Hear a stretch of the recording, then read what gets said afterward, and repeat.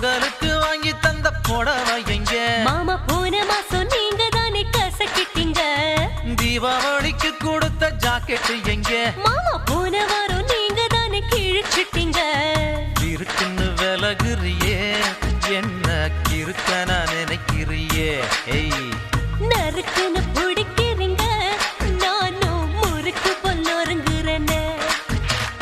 பொங்கலுக்கு வாங்கி தந்த புடவை எங்க மாமா போன மாசம் நீங்க தானே கசக்கிட்டீங்க